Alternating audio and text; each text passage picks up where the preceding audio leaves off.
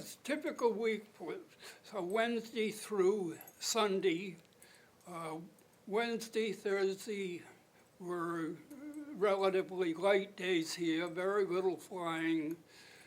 Primary concern was the repair of the aircraft, doing the 30, 60, 90, 120-hour checks, as well as troubleshooting any of the planes that had given us a problem over the previous weekend.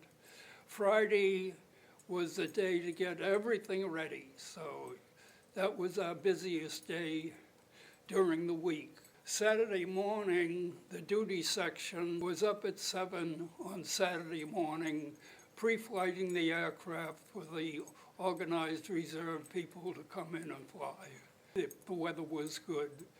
So we had all of the crew out on the line and all of the personnel that were involved in the flying activities, the mechanics, the metalsmiths, the avionics people, so that we could get the planes lost.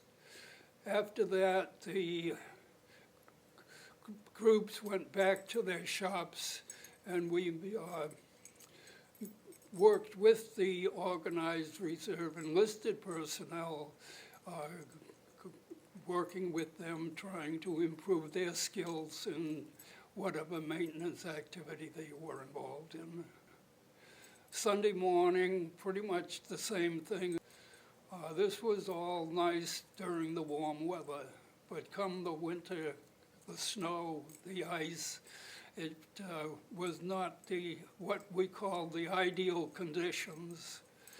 There was many a day during the winter that I'd have to get the mechanics to move an aircraft out of the big hangar because it was too cold in there. We had to bring them out and hopefully get a little bit of sun on them and warm them up so we could work on them. Eventually, we had a smaller hangar built, and that in turn had contained heat, which was the first time we had heat inside the hangars themselves, because the shops were always heated, but it couldn't bring an aircraft into the shop to work on it.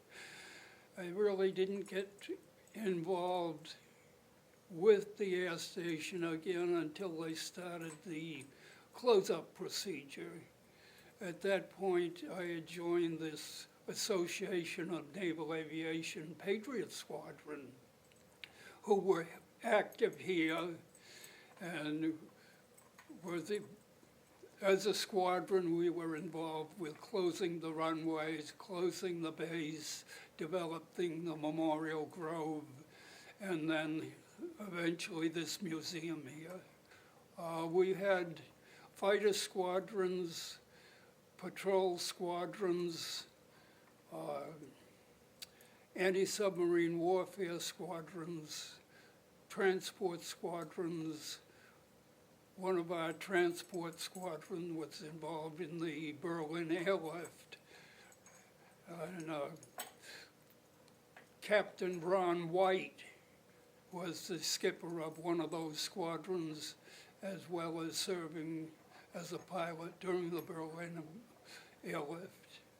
The airlift itself went from Frankfurt, Germany, to an airfield inside of West Berlin. So that was the airlift. It was a fairly short run, but it meant a great deal to the Berliners at that time because they were surrounded by the Russians and nothing was getting into them via the roads. So the only aspect was get it in by air, and they carried everything in there, coal, food, medical supplies, you name it, and that went in on the airlift. After Squadron moved over to South Weymouth in 1953, the captain at that point decided that they would have an air show. So 1954 was the first air show here at South Weymouth. We had the Blue Angels come up and perform the open house and invited the public in. There were thousands and thousands of people coming in and out, tied up the roads for many, many hours. The active duty personnel here at South Weymouth were very busy during that time, doing everything from security to keeping the planes going, moving things around. I was fortunate enough to be able to go up on the top of the big hangar, and I took some 8mm movies from up there, looking down on the Blue Angels as they flew past the big hangar. The air shows continued throughout the whole period. Over the years, the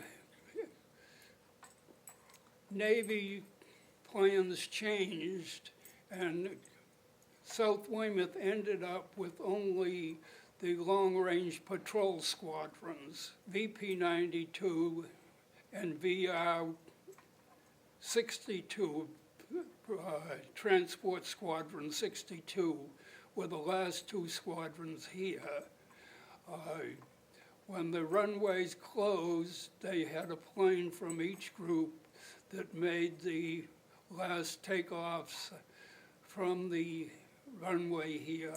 In 1997, we closed the base, and at that point, the Memorial Grove was constructed with the A4 aircraft as the centerpiece. It's a memory for Squadron South Weymouth